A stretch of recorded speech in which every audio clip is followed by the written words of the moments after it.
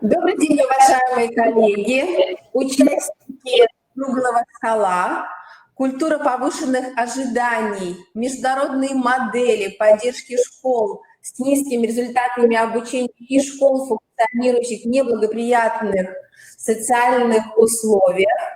Коллеги, мы очень рады, что вместе с нами сегодня работают наши международные партнеры. Мы приветствуем Андрея Витальевича, руководителя Международного департамента университета имени Сэма Хьюстона, штат Техас. Андрей Витальевич, Андрей Витальевич, мы вас видим, и, конечно, Республика Коми приветствует вас. Я передаю слова приветствия и от нашего министра Натальи Якимовой. Она только что мне написала, что обязательно поприветствовать Андрея Витальевича. Поэтому, уважаемые коллеги, мы сегодня работаем именно в таком формате, который для нас уже является доброй традицией с участием наших международных партнеров. Коллеги, мы сегодня проводим круглый стол, который позволяет нам действительно обсуждать вопросы, связанные с формированием новых профессиональных практик, взаимодействия между школами, между федеральными, международными экспертами. Нам, конечно, очень важно сегодня понять, какова же ситуация, связанная именно с культурой ожиданий обучающихся, наших педагогов, наших родителей, каким мы должны перейти результатом именно в 21 веке. Мы сегодня ощущаем эти изменения, и поэтому я передаю слово Андрею Витальевичу как международному эксперту для того, чтобы он сегодня обозначил не только проблемы, но поставил и задачи, и, может быть, привел нас к определенным ожиданиям профессионального сообщества. Андрей Витальевич, вам слово. Республика Коми вас приветствует. Добрый вечер. Спасибо прежде всего за возможность с вами повидаться, за возможность поучаствовать в вашем замечательном международном семинаре. Это действительно для нас большая честь. И, честно говоря, мы собирались приехать, но, к сожалению, не удалось в связи с вирусом, с пандемией. Но я надеюсь, что еще будет возможность. Эта тема, которую сейчас вы озвучили, Галина Владимировна, действительно является очень актуальной, особенно в Соединенных Штатах Америки, и в частности в штате Техас, который я представляю, не весь штат, конечно, но наш регион, который я представляю, то школы, которые функционируют в неблагоприятных социальных условиях, на самом деле испытывают серьезные, не то чтобы проблемы, но определенные челленджи, как говорят по-английски, то есть затруднения, потому что детей из семейств малообеспеченных становится все больше и больше, очень много иммигрантов. Вообще я сам живу в Хьюстоне, и Хьюстон является то третьим, то четвертым по величине городом в Соединенных Штатах Америки, там меняясь местами с Чикаго. И, естественно, граничит с Мексикой на очень большой территории. И эти семьи из малообеспеченных формируются из иммигрантов из латиноамериканских стран. И мы ожидаем, что, в общем-то, после окончания пандемии их будет еще больше, потому что более 30 миллионов человек сейчас без работы в Соединенных Штатах Америки. И поэтому это очень актуальный вопрос на самом деле, и очень непростой вопрос. Прежде всего, я бы хотел начать с того, что сказать о нашем университете. Буквально два слова для тех, кто не знаком со мной и с моими коллегами. Они еще будут выступать здесь на этой неделе.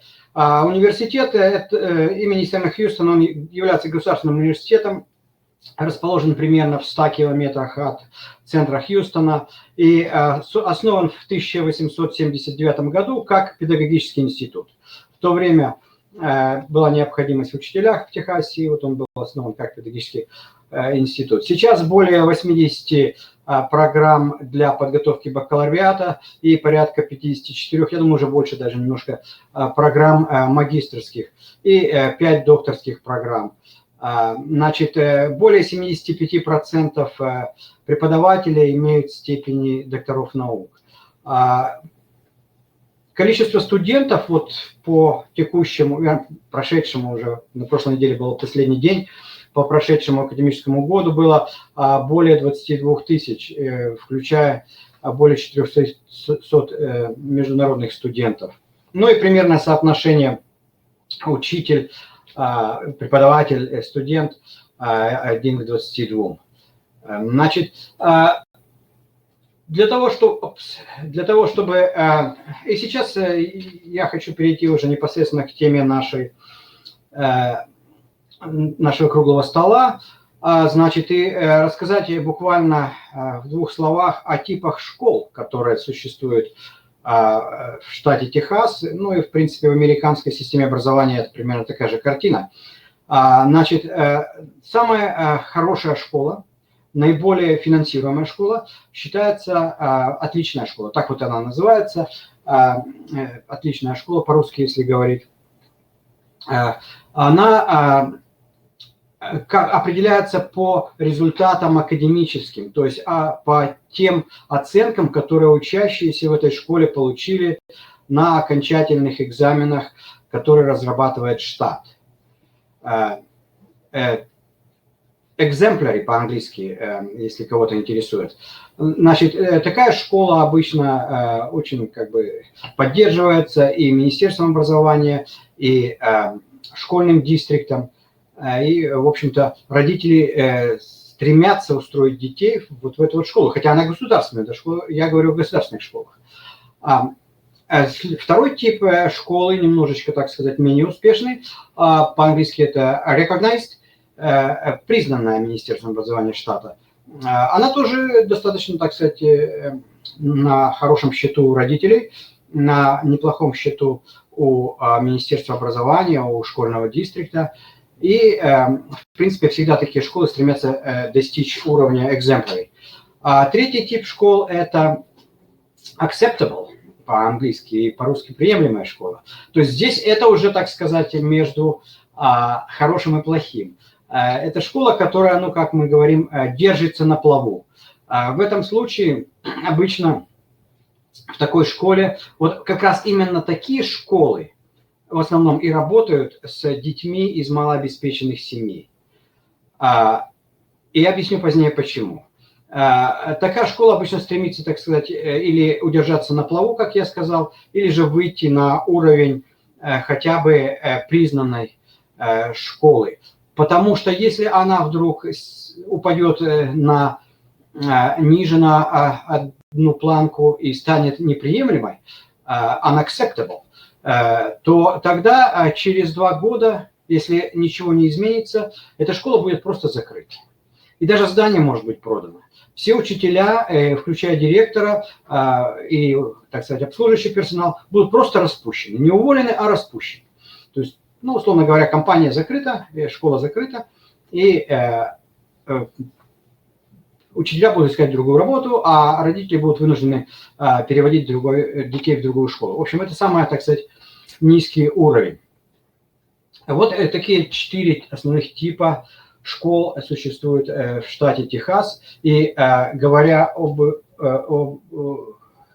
школ с низкими результатами, а эти школы с низкими результатами в основном появляются, потому что там дети из малообеспеченных семей, основываясь на данных, то приемлемые, неприемлемые школы, вот эти 2 типа школ, где мы имеем наибольшее количество детей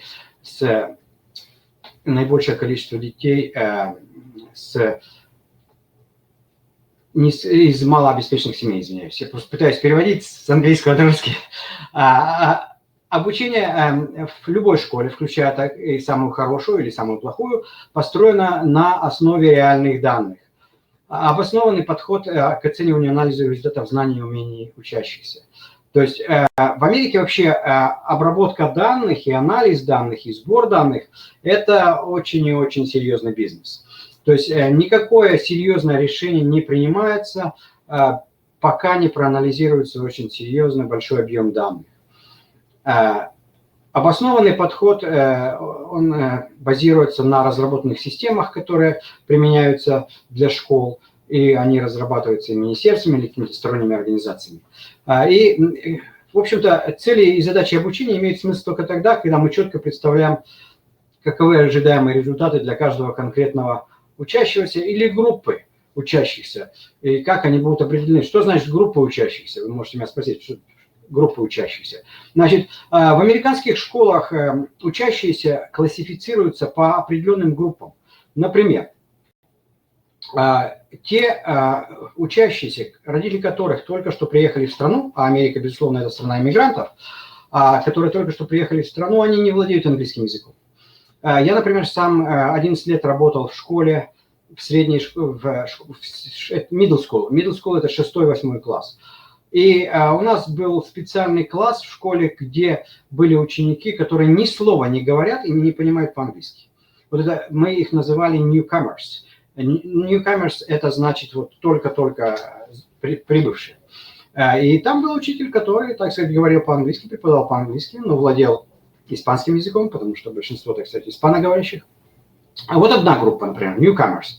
Другая группа – это те, кто уже в стране живут, но домашний язык – это не английский, и они плохо говорят по-английски, следовательно, плохо понимают, и им трудно учиться. В этом случае их называют ESL, то есть English as a Second Language, то есть английский как второй язык, или еще есть подгруппа в этой группе English Language Learners, то есть это те, кто продолжают учить английский язык.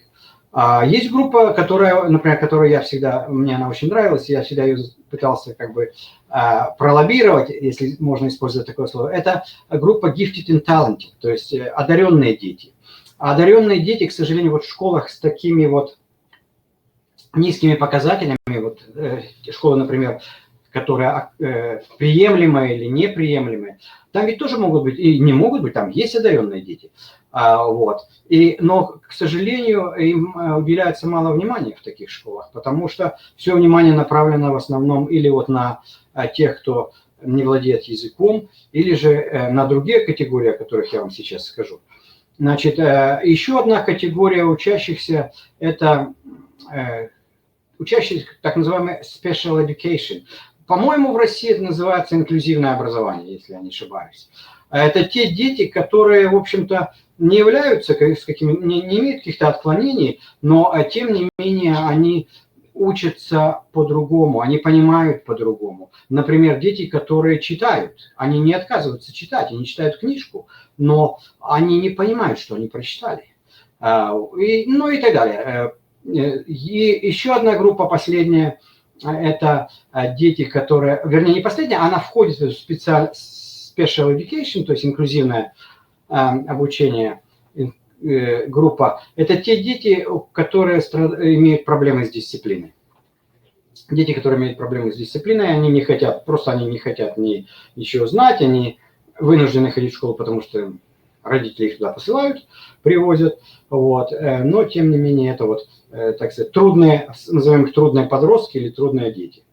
А последняя группа – это группа детей-инвалидов. И, наверное, вы знаете, что в американских школах нет разделения. Например, инвалиды там в одной школе, а одаренные дети в другой. То есть все учащиеся школы – это те дети, которые живут в определенном районе, окружающем эту школу. Если в этом районе есть одаренные дети, они идут в эту школу. Если в этом районе есть дети-инвалиды, они тоже идут в эту школу. И в этой же самой школе существует класс, который называется Life Skills. Life Skills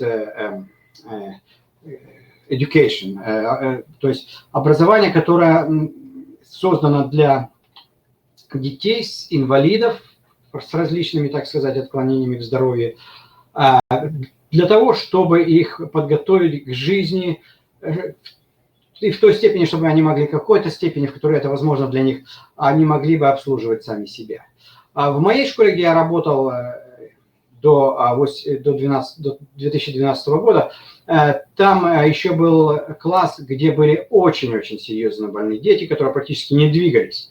Но, тем не менее, вот это тоже в школе, там 6, 7, 8 класс, в школе были такие дети, и они тоже должны были пройти какой-то курс обучения, но, безусловно, это отличалось. Вот что имеется в виду, когда мы говорим о том, что четко представлять, каковы ожидаемые результаты для каждого конкретного ученика, извиняюсь, или группы учащихся.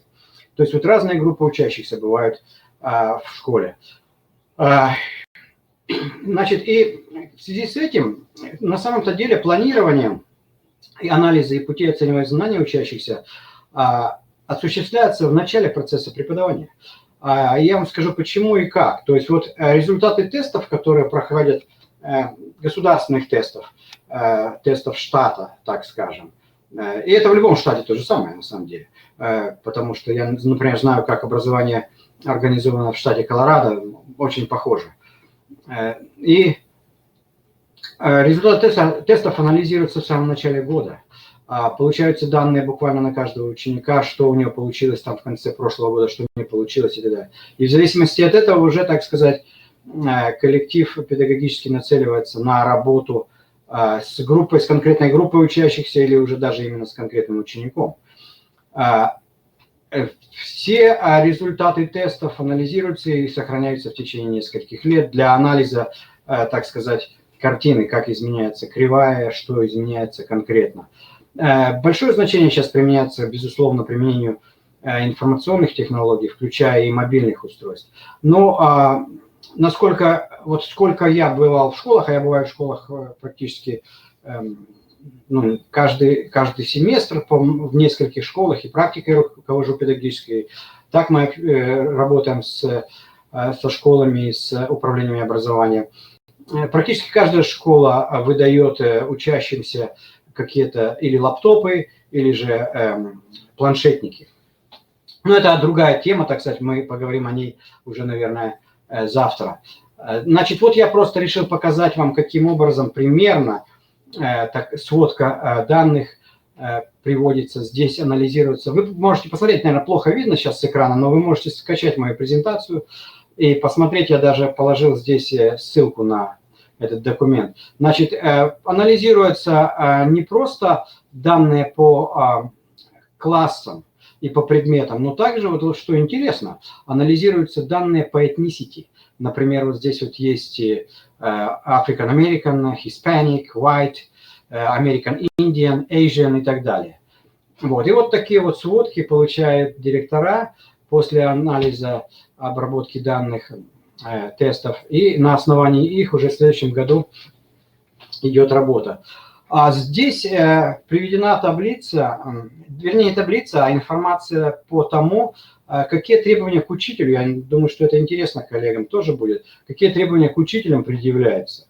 Значит, ну, как мы поняли, что в школах существует несколько групп учащихся. Значит, учащиеся должны сдать финальный экзамен.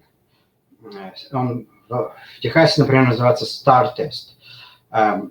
И по результатам этого экзамена уже планируется работа школы в будущем году. У учителя идет очень серьезная, на самом деле, тоже проверка или, так сказать, оценивание. Вот здесь 4 домена, вы можете потом посмотреть, я не буду на них останавливаться, потому что не так много времени, вот, по которым оценивается работа учителя. И, в принципе-то, результаты этой оценки могут повлиять на контракт и на присутствие этого учителя в школе на будущий год.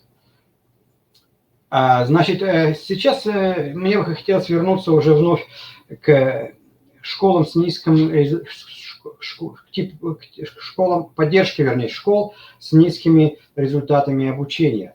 Вот наиболее яркой характеристикой такой школы является школа, которая называется Title I. Title I, ну, вот такой термин принят. Значит, это такой тип школ существует в основном в районах, где живут малообеспеченные семьи, где живут дети с очень маленькими, с очень низкими показателями академическими, и они поддерживаются определенным образом, такие школы. Они направлены на улучшение достижений академических и устранение каких-то, так сказать, недостатков. Но каким образом, во-первых, определяется такая школа? Я, кстати, работал в школе Title I, в в каких школах каким образом определяется такая школа. Ну вот в нижней части вы можете прочитать, что такая школа, она может получить ну, такую label Title I, что ли, или категорию Title I, и в связи с этим уже и определенные деньги, когда процент учащихся из малообеспеченных семей, живущих в регионе, где находится эта школа, на основании посещаемости. То есть не просто кто записался в школу, вот ученик записался там, например, Хозе Мартинес, вот он записался, но ни разу не ходит, или там один раз ходил, больше не ходит. Каждый день, каждый божий день, значит, информация о посещаемости учащихся отправляется в Министерство образования штата или в дистрикт, в зависимости там от категории.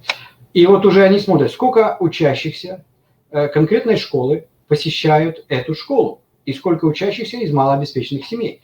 И если же количество таких учащихся равно количеству учащихся по всему школьному дистрикту, ну а школьный дистрикт – это как управление образованием в России, или же превышает его, тогда такая школа становится школой Title I. Как определяется, что это малообеспеченная семья или не малообеспеченная семья? Каждый год, в начале учебного года, родителям выдаются определенные формы, которые они должны заполнить, и они пишут, каков доход семьи в год, значит, на основании поданных деклараций о налогах. Если же это нелегальные мигранты, я, кстати, должен сказать, что в школе в американской так сказать, не выбрасывают, reject по-английски, то есть разрешается, давайте так скажем, разрешается и детям из семей, которые не имеют документов на пребывание в Соединенных Штатах, разрешается ходить в школу. Вот. И таким образом они заполняют эти формы, сдают в школу, и школа уже смотрит. Если же родители,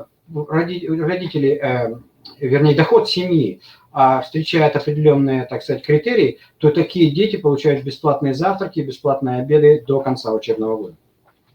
Ну и вот такие школы Title I, они обычно получают дополнительные деньги на то, чтобы организовать дополнительные мероприятия с учащимися. Какие мероприятия, я скажу буквально через 2 минуты.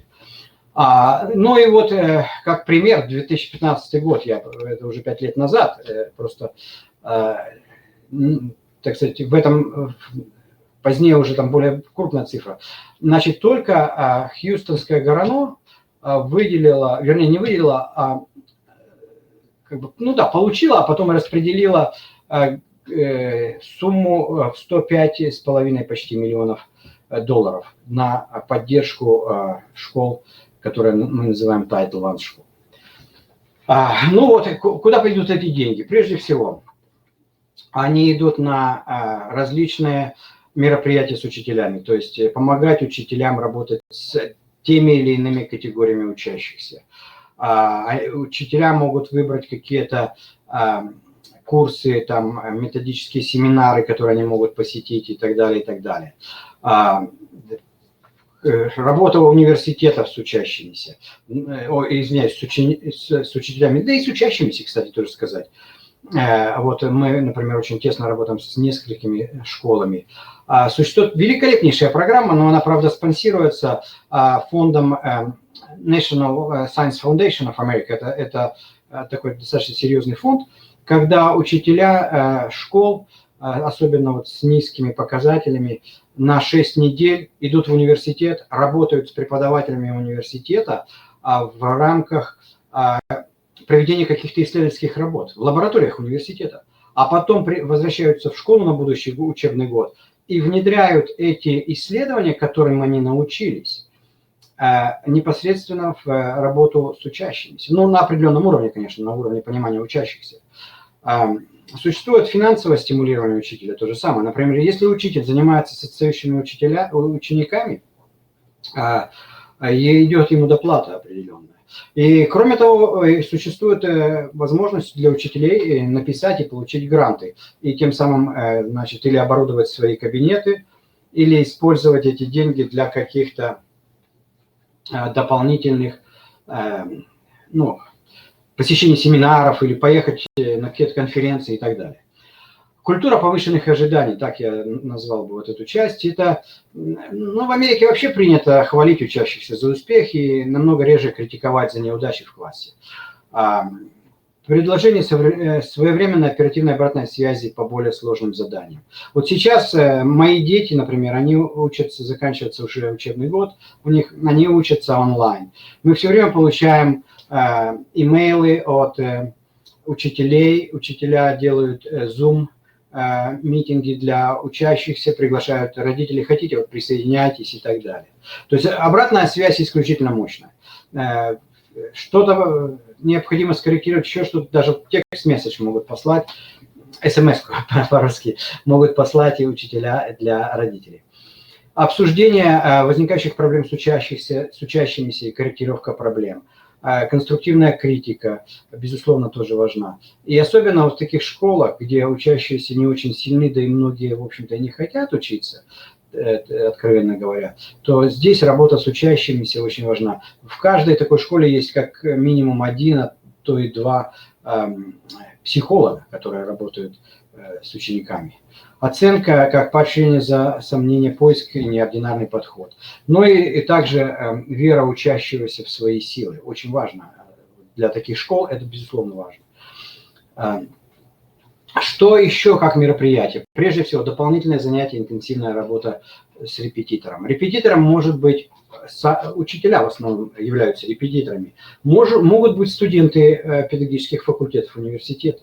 До занятий в классе. Например, в моем опыте работы было то, что, скажем, занятия начинаются с 8 утра, а я встречался с учениками, они там приходили в 7:15, и с 7:25 до 7:55 мы с ними там занимались дополнительно. После уроков тоже ученики остаются. Причем после уроков могут быть даже не просто как бы такое репетиторство, а иногда проектная деятельность, что очень интересно. И на мой взгляд, это великолепное, наиболее правильное направление. То есть учащиеся не просто, так сказать, натренировываются на какой-то теме, а они выполняют проект, где должны быть привлечены знания из этой темы. И учитель является, безусловно, помощником, иногда, так сказать, и членом команды, или же, может быть, руководителем. В субботу, в первой половине дня, то есть суббота вообще не выходной день, но студенты, учащиеся, вернее, которые гарантированно уже, так сказать, могут провалить экзамен, они вызываются в субботу, в первой половине дня, с 9 утра, их кормят завтраком, кстати, в школе, с 9 утра там, до часу они занимаются с учителями. И учителя приходят и тоже работают. Учителя получают за это доплату. Использование видео и элементов перевернутого урока, использование, как мы называем, blended lessons. Blended lessons, ну, это завтра мы с вами об этом поговорим, если будет интересно. Ну и, как я уже сказал, привлечение студентов вуза как репетиторов. Кружки по интересам очень интересная форма. Летняя школа. Те, кто завалили экзамен, месяц после окончания школьного года ходят вновь в школу, те же самые предметы изучают, за исключением физкультуры, вернее, таких вот по выбору, предметов по выбору, и снова сдают другой тип теста по окончанию этого дела, где-то через месяц, там, в конце июня, и уже, так сказать, со второй попытки большинство из них сдают. Если же нет, то тогда дается задание на лето под контроль родителей. Вот таким вот образом. А если работают учителя, так вот дополнительный месяц, они получают зарплату за дополнительный месяц. Вот это сейчас, наверное, кое-какие недостатки, которые, в общем-то, и снижают ученическое достижение или ученические успехи. Это я привожу примеры из публикации определенного, там ссылка есть. То есть родительская практика, которая, в общем-то, препятствует интеллектуальному и поведенческому развитию. Как известно, и это известно из исследований, бедные слои населения, они нацелены на развлечения, на друзей и на семью. Вот. Более, так сказать, состоятельно, они уже нацелены на образование. Ну, там это целое исследование. Значит, вот первое – это то, что они как бы противодействуют или вообще не помогают развиваться детям интеллектуально и поведенчески. Одинокие родители, которые не имеют нерегулярное рабочее расписание, то есть учащийся утром встает, мамы, папы нет, он должен что-то сделать и идти в школу. Вот. Вечером приходит, там мамы, папы нет, играть в игры там, или смотреть телевизор и так далее. Также не совсем, как сказать, адекватная возможность получать медицинскую помощь, потому что страховка медицинская в США очень дорогая. И те люди, которые являются малообеспеченными, они себе позволить это не могут. Если ребенок заболел, он ходит больной в школу, он мучается, ему на все наплевать, и, безусловно, это влияет на его академические результаты. Ну и даже вот такой фактор, я приведу пример, это влияние каких-то вредных веществ, вот в качестве здесь приведено пример олова, свинца, извиняюсь, в состав свинца в крови. То есть раньше дома строили, где применялся асбест, и даже школы строили. И вот эти вещи все, они тоже могут очень здорово влиять на основании исследований на успеваемость учащихся. Я не знаю, может быть, я много времени занял. Спасибо за ваше внимание. Есть ли вопросы?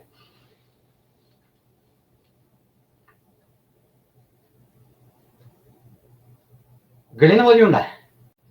Да, Андрей Витальевич, добрый вечер. Великолепное выступление, как всегда, очень профессиональное. Мы видим, что в чате наши коллеги благодарят, вот пишут отличная информация. Конечно, очень важен международный опыт. Нам важно понимание, что происходит сегодня с точки зрения выработки эффективных моделей поддержки обучающихся. Андрей Витальевич, я надеюсь, что вопросы будут поступать, поэтому, конечно, мы будем обращаться к вам еще за экспертной позицией. А сейчас, уважаемые коллеги, у вас есть еще возможность вопросы задать. Андрей Витальевич, мы вас благодарим. Вот коллеги пишут, спасибо за ваш доклад, спасибо, спасибо. Вот, Андрей Витальевич, конечно, ждем вас уже в следующем году. Надеюсь, что мы будем вместе в рамках уже нашего очного международного семинара. И завтра, уважаемые коллеги, я анонсирую, что Андрей Витальевич будет выступать на информационной сессии, которая посвящена цифровой образовательной среде. Андрей Витальевич, большое спасибо. Мы знаем, что у вас сейчас еще раннее утро. Конечно, благодарим, что вы были с нами. Спасибо вам, Андрей Витальевич. Всего доброго, спасибо. До свидания. Да, всего доброго, всех благ. Спасибо. Спасибо. Уважаемые коллеги, а мы продолжаем. К нам подключаются коллеги из Ассоциации «Сельская школа». Мария Анатольевна, я прошу вас представить и уже работать в рамках наших партнерских отношений с коллегами. Пожалуйста, представляем, да, сначала? Сельские школы, много их и в нашей стране, и в Соединенных Штатах Америки. Сельские школы имеют свои проблемы, имеют много своих вопросов. Эти проблемы тоже необходимо каким-то образом решать. И я представляю Николая Аркадьевича Махнева, руководителя проекта Фонда Института воспитания строителей страны, исполнительного директора национального проекта энциклопедии сельских школ России. К сожалению, он не смог к нам подключиться в режиме онлайн, но он прислал видеозапись, да, в которой он говорит о том, как сельские школы могут помочь самим себе и как выстраивать взаимодействие с социальными партнерами.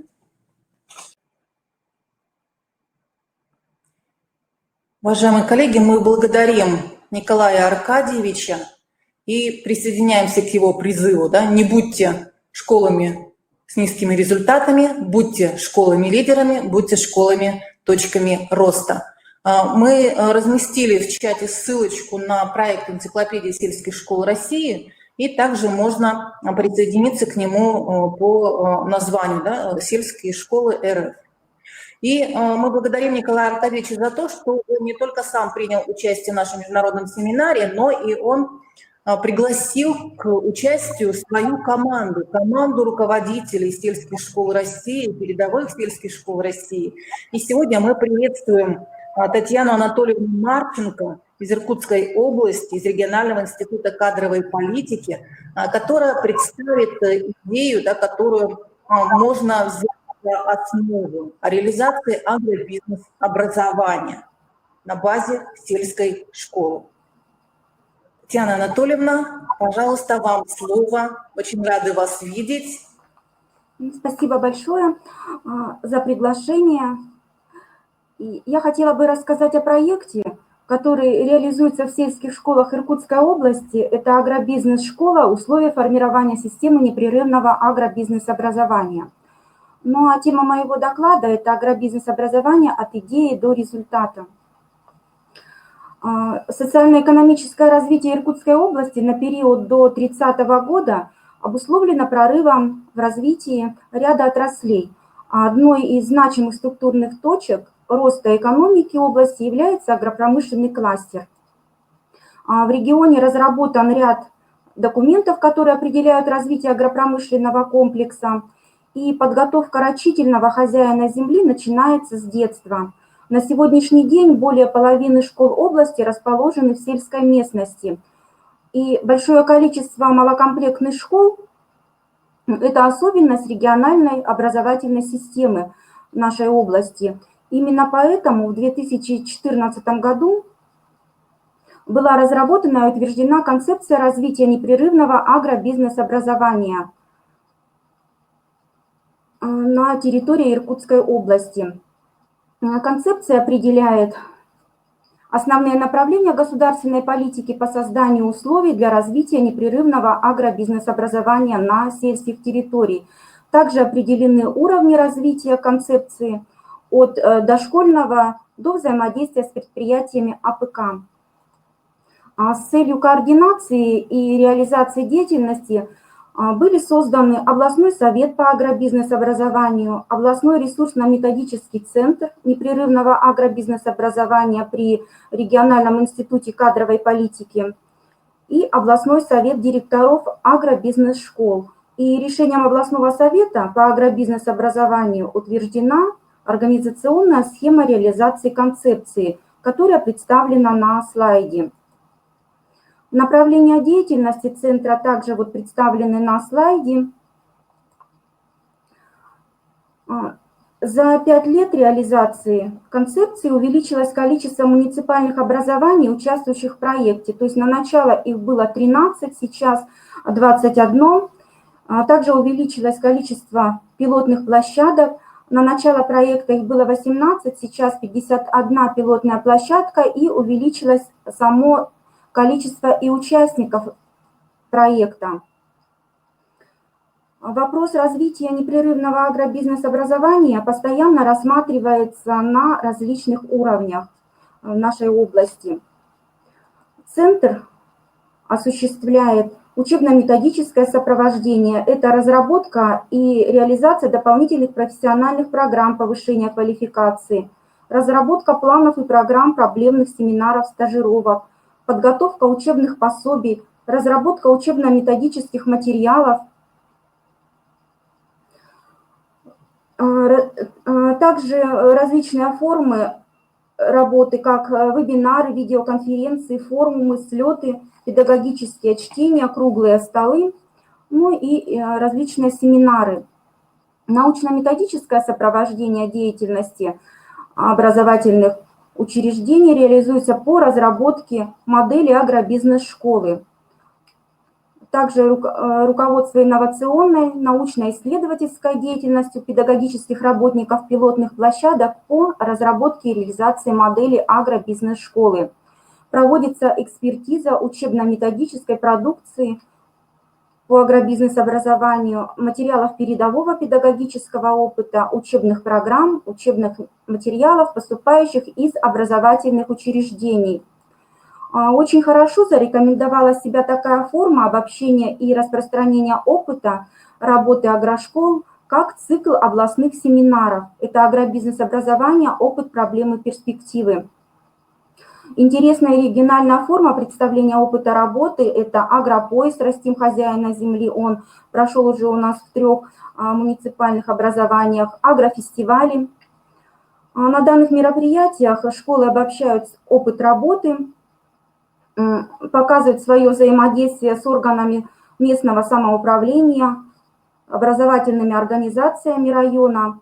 И участники мероприятий имеют возможность познакомиться с долгосрочными проектами, результатами экспериментальной деятельности на школьных учебно-опытных участках, ну и многое другое. Также в числе участников проекта у нас студенты и педагогические работники профессиональных образовательных организаций области. И очень хорошо зарекомендовала себя такая форма взаимодействия, как интенсив-семинары на базе техникумов, в которых участвуют педагоги школ, педагоги профессиональных образовательных организаций, представители власти, Министерства сельского хозяйства, работодатели, школьники, студенты. Такая форма взаимодействия позволяет всем участникам реализации концепции получить больше информации по профессиям, востребованным в агропромышленном комплексе, познакомиться с новыми технологиями, используемыми в сельском хозяйстве. В рамках интенсив-семинаров проходят профориентационные мероприятия, профессиональные пробы и мастер-классы.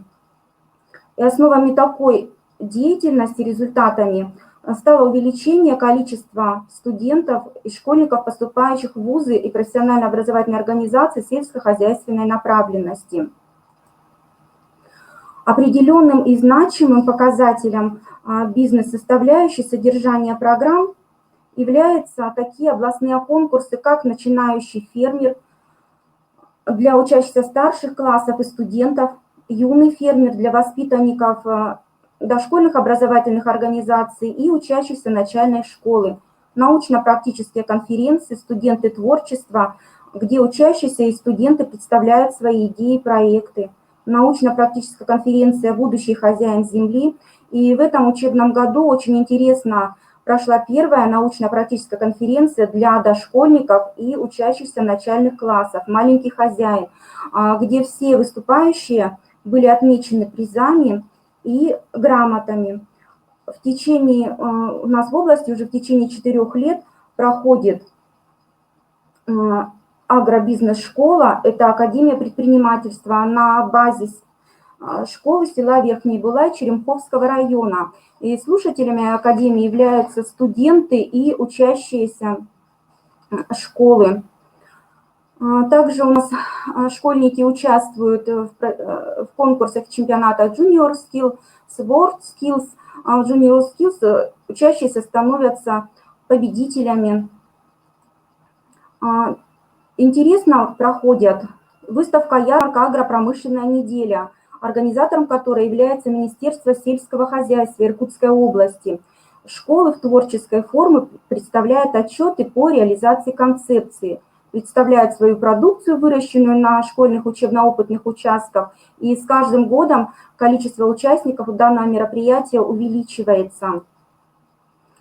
Также на школьных опытных участках проходят опыты, и в этом учебном году у нас организован опыт по сортоиспытанию семян компании «Сидек». То есть школы с удовольствием включились в этот эксперимент.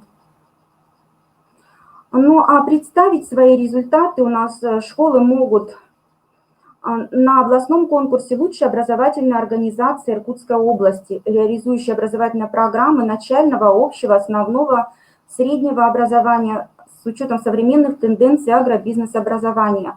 Вот по данному направлению конкурс проходил в течение 3 лет. В этом году конкурс претерпел изменения, но агробизнес-составляющая остается приоритетной в данном конкурсе. И у нас за вот эти 3 года количество школ-участников конкурса – это 35 школ из наших пилотных площадок, и 9 школ стали победителями. Школы-победители получают грант, это оборудование. За первое место грант на 900 тысяч рублей, за второе – 400, за третье 200. И в 2019 году у нас Айокская школа стала победителем вот этого вот конкурса, и ей еще как бонусом мэр района подарил трактор и навесное оборудование на сумму 2 400 000 рублей. Ну и, конечно же, у нас есть достижения, которыми мы гордимся. У нас очень хорошо прошла организация, это взаимодействие школ и профессиональных образовательных организаций. И увеличилось количество выпускников, поступающих в образовательные организации сельскохозяйственной направленности. И по итогам вот анкетирования 55% студентов-первокурсников планируют остаться жить и работать на селе. Ну и так как концепция наша подходит, в этом году завершается срок реализации концепции, она рассчитана до 2020 года и получила положительные отзывы как со стороны органов управления, так и школ. Поэтому внесено решение это продолжить концепцию. Сейчас идет разработка новой концепции, и Министерство сельского хозяйства предлагает вот такие механизмы поддержки проекта агробизнес-образования в нашей Иркутской области. Ну, у меня все. Мы приглашаем вас к сотрудничеству. То есть я рассказала кратко, но у нас здесь есть контакты, есть сайт нашего Института кадровой политики, группа в Фейсбуке, где можно посмотреть информацию более подробно и познакомиться с деятельностью нашего вот центра. Спасибо за внимание.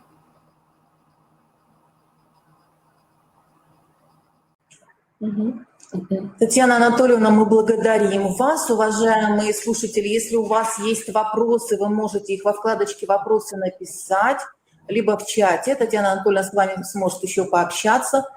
Мы напоминаем, что у нас целая команда от энциклопедии сельских школ России. Татьяна Анатольевна – один из представителей Иркутской области. Да? У нас еще в других площадках будут принимать участие руководители сельских школ Иркутской области. Будет у нас еще Оренбургская область представлена и некоторые другие регионы. Очень интересные подходы к организации агробизнес-образования.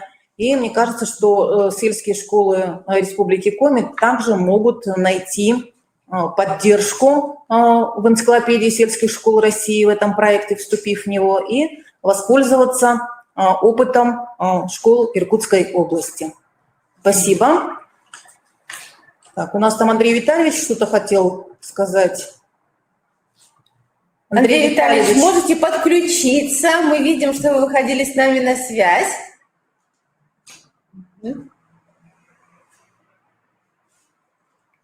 Не было видно никого. Андрей Витальевич, вы с нами, да? Да, я нажал какую-то кнопочку, и поэтому вдруг появилась. Но я сразу ее быстро убрал. Андрей Витальевич, ваше окошко появилось, но мы пока вас не видим. И не слышим. Не слышно сейчас, нет? У меня все работает нормально. Хорошо. Ну, если Андрей Витальевич захочет с нами еще пообщаться, мы ему такую возможность предоставим в конце нашей информационной сессии. А сейчас я предоставляю слово Галине Владимировне Китайгородской, ректору Коми Республиканского института развития образования. Она расскажет об очень интересном исследовании, которое проводилось в школах арктического региона. Добрый день, уважаемые коллеги. Мы продолжаем с вами говорить о культуре повышенных ожиданий. И я хочу вам напомнить, что в рамках проекта прошлого года нашим партнером был Санкт-Петербургский государственный университет. И мы сейчас подключим нашу презентацию, где мы представим исследование, проведенное совместно с преподавателями, с профессурой Санкт-Петербургского государственного университета. Я хочу вам напомнить, что Андрей Витальевич представлял международную модель поддержки школ в Соединенных Штатах Америки. Нам очень важно, что в рамках региональных практик мы особое внимание уделяем сегодня поддержке сельских школ и культуре повышенных ожиданий именно через регламентацию деятельности сельских школ. И вот в нашем исследовании, которое мы подготовили совместно с профессором Галиной Ивановной Грибановой, мы представляем вам международные модели поддержки школ в регионах арктической зоны. Уважаемые коллеги, данное пособие, оно содержит анализ государственных программ и конкретных образовательных практик в Финляндии, в Канаде, в Австралии. Конечно, это не арктическая зона, но есть некоторые интересные образовательные практики и государственные программы, которые очень синхронны именно с нашими особенностями, я о них расскажу, а также в Австрии и Федеративной Республике Германии. Уважаемые коллеги, если мы говорим о данном пособии, то, конечно, оно адресовано участникам нашего проекта, и мы бы хотели внимание обратить, конечно, на основные функции школы, которая сегодня рассматривается как эффективная школа. В рамках стратегической сессии мы с вами уже определяли, что основными трендами развития эффективной школы является, конечно, обновление механизмов вовлеченности обучающегося в образовательный процесс, изменение тех образовательных практик преподавания, которые сегодня являются традиционными.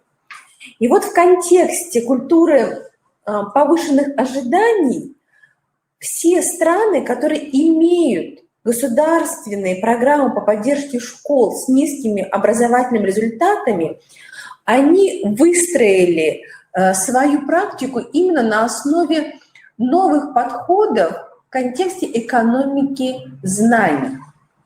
Сразу хочу сказать, что программы поддержки школ существуют во всех странах, которые сегодня входят в Европейский Союз, и во многих странах, которые сегодня рассматриваются именно как претенденты на вхождение в Европейский Союз. Итак, уважаемые коллеги, вот я бы пыталась сфокусировать внимание именно на общих позициях такого концентрического характера. Посмотрите, пожалуйста. Сегодня школа готовит к жизни. И вот здесь мы, конечно, говорим об опыте Иркутской области, когда мы понимаем, что именно ранняя профориентация и учет социально-экономических условий субъекта, они определяют именно то содержание образования, ту особенность внеурочной деятельности, которая может способствовать именно повышению образовательных результатов. Второе, что очень важно, учитель во всех программах, которые представлены в данном пособии, он работает в команде, он вовлечен в профессиональное сообщество. Уважаемые коллеги, в данном пособии даже представлена регламентация вхождения педагогов в профессиональное сообщество. Мы здесь говорим именно о тех практиках горизонтального обучения, которые на самом деле сегодня представлены. Внимание обращаем, в рамках неформального образования мы как раз работаем на основе тех профессиональных уже компетенций, которые сформированы у нас у школ лидеров. И в течение последующих дней наши коллеги как раз будут представлять именно свои уже профессиональные компетенции, которые применимы и другими школами. Внимание еще обращаю, что и у педагогов, и у родителей, и у обучающихся формируется внутренняя установка на личностный рост. Коллеги, мы с вами понимаем, что это самый сложный процесс. Осознание, что действительно сегодня ценностный ряд сформирован именно на основе ожиданий конкретного субъекта. И анализ ожиданий, повышенных ожиданий родителей, обучающихся и наших педагогов, сейчас я обращаюсь к руководителям, лежит сегодня в основе ценностного ряда проекта «Эффективная школа». И вот, внимание обращая на данное пособие, я как раз хочу остановиться, что действительно в каждой программе, которую анализировали наши коллеги, мы были подключены к данному исследованию, в центре обучения ученик, именно с его индивидуальными потребностями. Включение особенностей именно персональных в процесс обучения, коллеги, это очень сложно. И мы в течение семинара будем об этом говорить. И когда мы говорим об амбициозных задачах для каждого обучающегося, здесь идет речь как раз о том, что мы действительно сегодня понимаем, что высокие результаты могут быть достигнуты каждым, но на основе именно его индивидуальных потребностей. Поэтому, уважаемые коллеги, вот данные принципы, как учить, они формируют им наше понимание того, что мы живем и мы существуем, мы функционируем в едином пространстве.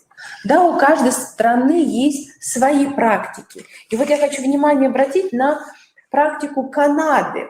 Действительно, данная страна относится к арктической зоне, и в нашем исследовании приводятся конкретные примеры принятой государственной программы в штате Онтарио.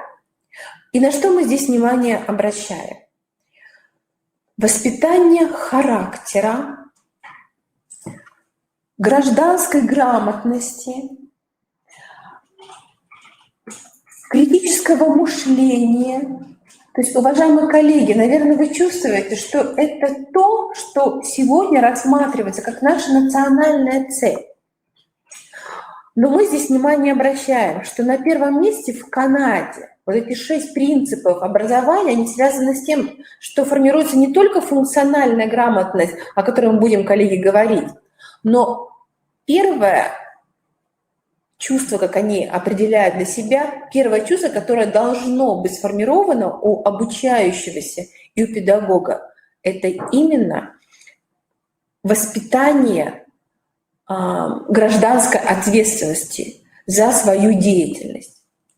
Внимание обращаю на Финляндию. Сейчас вы увидите совокупность вот этого смыслового центра внутри вот этой ромашечки. Человек развитый как личность и как гражданин. То есть, уважаемые коллеги, во всех странах действительно сегодня в центре внимания личность. Личностный рост, человеческий капитал. Поэтому, конечно, уважаемые коллеги, очень важно, мы сейчас перелистнем Китай, обратить внимание именно на общие черты в рамках образовательной практики. Сегодня, когда мы говорим о культуре повышенных ожиданий, мы в центр внимания, да, ставим обучающегося. Но инвестиции в педагогов, о чем говорил Андрей Витальевич, о чем мы в пособии тоже эту информацию представляем, инвестиции в педагогов сегодня самое важное. Направление профессионального развития связано с тем, что мы действительно должны понимать, что в центре внимания нашей региональной программы педагог. Педагог, в которого мы инвестируем. Изменяя личностное пространство педагога, его профессиональное пространство, мы формируем именно ту личность педагога, которая сегодня может формировать новые образовательные практики. Поэтому, уважаемые коллеги, на данном слайде вы видите те общие черты, которые сближают, уважаемые коллеги, все страны, которые входят в арктическую зону. И один из важных моментов в данном пособии, который мы приводим, это именно то, что важно, чтобы выпускник школы умел решать реальные задачи. Поэтому особенности, и вот как в Канаде, Финляндии, так и у нас в Республике Коми, особенности республики, они должны учитываться. Здесь мы говорим, конечно же, о вариативной части нашей внеурочной деятельности, то, что связано, конечно, с особенностями каждой территории, каждого муниципального образования, с пониманием того, я приведу пример Финляндии, что формируется профессиональное сообщество из выпускников своей школы. Один из показателей успешности школы, когда педагоги в этой школе работают, которые являлись выпускниками этой школы. И профориентация именно на педагогическую профессию начинается, уважаемые коллеги, именно в школе на уровне основного общего и завершается на уровне среднего общего образования. Во многих государственных программах и в Канаде, и в Финляндии, и в других, и приведен опыт и Австрии, определяется, что педагогические вузы идут по рекомендации, обязательно собеседование с участием данного поступающего и обязательно его резюме, которое представляет директор школы. Сегодня во многих программах стран арктической зоны включена программа поддержки молодых педагогов. Уважаемые коллеги, у нас не так много времени, поэтому с точки зрения, конечно, педагогических практик, если говорить об общих чертах, я бы хотела внимание, конечно, обратить на проблематику международных исследований, в которых мы будем принимать участие. И у нас будет отдельная сессия, которая будет посвящена международным исследованиям и формированию функциональной грамотности наших обучающихся. И вот здесь я бы хотела внимание обратить, что действительно то, что сегодня внедряется на уровне республики, на уровне Российской Федерации, сегодня это является тоже основой для формирования компетентности и различных видов грамотности во всех странах.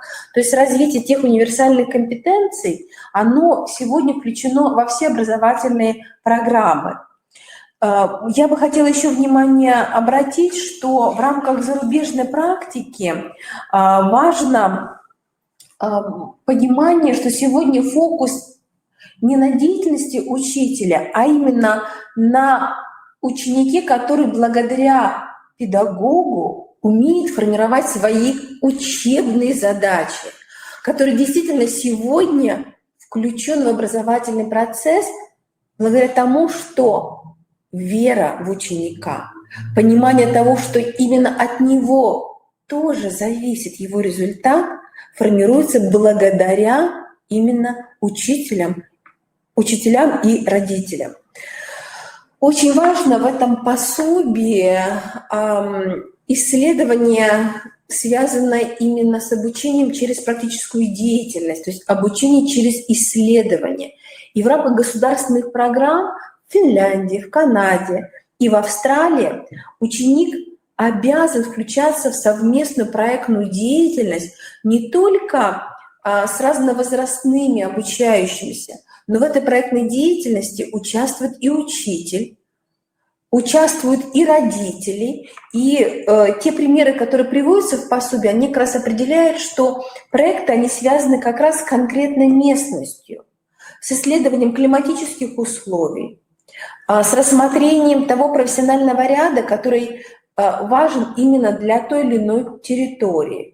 Поэтому внимание, конечно, обращается на проектное обучение и прежде всего на межпредметные проекты, в которых участвуют, как я уже говорила, и педагоги, и родители, и обучающиеся.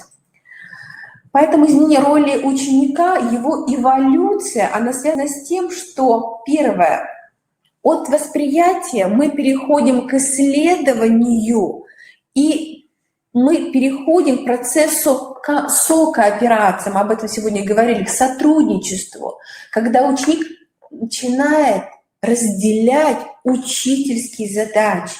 И сам процесс обучения ориентирован на диалог, на активное вовлечение ученика и на его роль, что он может предложить своему классу, своей команде, которая формируется в рамках проекта.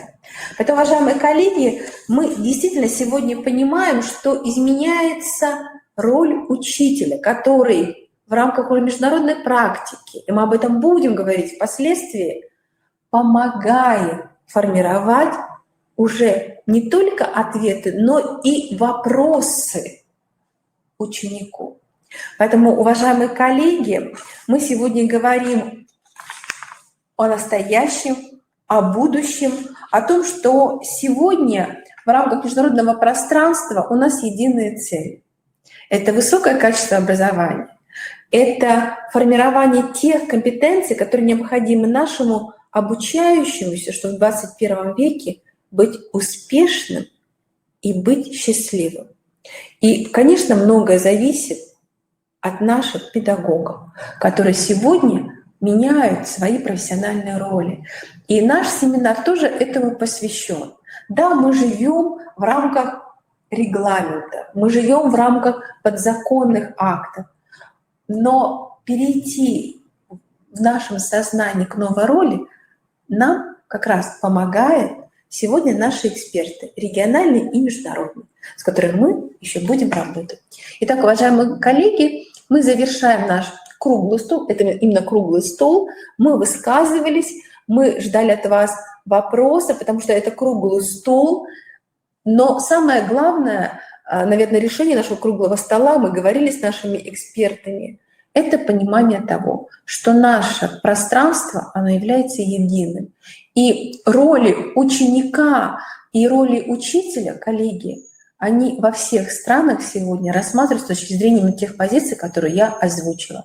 Ну и, конечно, я еще раз анонсирую, обращайтесь к данному пособию, оно опубликовано у нас на нашем сайте в разделе «Ресурсы» и также в разделе нашего проекта. Изучайте опыт других стран, он интересен. Спасибо, коллеги. Поэтому, наверное, будем завершать. Коллеги, мы завершаем. Вы можете задавать вопросы. Андрей Витальевич к нам еще будет присоединяться несколько раз в рамках наших профессиональных треков. Поэтому, коллеги, у вас будет возможность задать ему вопросы. Коллеги, благодарю за внимание. До новых встреч. До завтра. Спасибо.